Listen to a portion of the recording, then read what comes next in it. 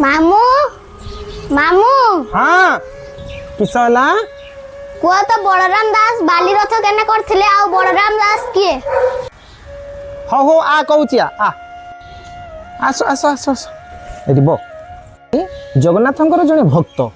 सी जगन्नाथंकर अति पवित्र भक्त सीना कि पाखे गोटे दुर्बलता थिला से सब काम शक्त रोते तेणुक सी गोटे बेश्या पाखक प्रत्येक दिन जाऊे दिने से बेश्या पाखे शोई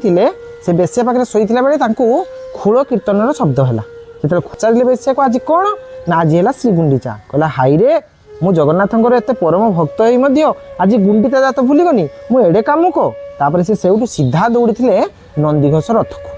सी जाकि श्रीमंदिर पाखे पहुँची थे से नंदीघोष रथरे ये जिते चढ़िले से अन्य भक्त मैंने धक्का दे से बाहर करदे कहीं ये बेसिया पाक जाते तेणुक शरीर माने अपरिष्कार थिला तेणुक सी काढ़ीदे सी से महाप्रभु अभिमान करी कांदी कांदी जाई बांकी मुहाण में गोटे बाली रथ तैयारी कले आ महाप्रभु को निवेदन कले हे प्रभु आपण मो रथ को आसतु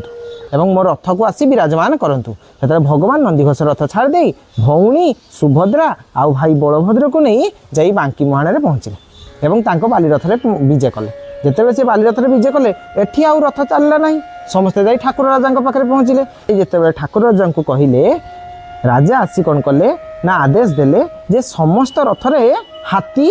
लगे दियो हाथी माने टाणीबे देले रथ चलिबो किंतु हाथी लगेला परे मध्य रथर चक हलिला ना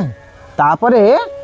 महाराज कौन कले ना जगन्नाथ सामने अधिया पड़े अधिया पड़ला परे जगन्नाथ महाप्रभु तांको स्वप्न कहले मो भक्त बलराम दास को रथरु तिरस्कार करा जायछि एवं धक्का मारी बाहर कर दिया जायछि तेणुक सी बांकी मुहाण में बाली रथ तैयारी करछि मो से बाली रथ विराजमान करछि तेणुक हे राजा जो माने मो भक्त को एमिति करिसंती तांको कुहासी से भूल मागिबे एवं मो भक्त मुंडरे जेतेबेले सिरिपा बांधी मो नंदीघोष रथ को से चढ़िबो सेतेबेले जाई रथ गड़िबो सेतेबेले महाराज जाई कौन करते ना बांकी मुहाण में पहुँचते आ बलराम दास को कौन करते ना मुंडरे बांधी पगड़ी आ समस्ते भूल मागी जो रथ को पाछड़ी नहीं से रथ गड़ी एवं बुझीपारू बांकी मुहाण में कहीं बलराम दास रथ गड़ी हाँ ठीक अच्छे जदि आपको आम वीडियो भल लगी लाइक करेंगे कमेंट करेंगे रही जगन्नाथ।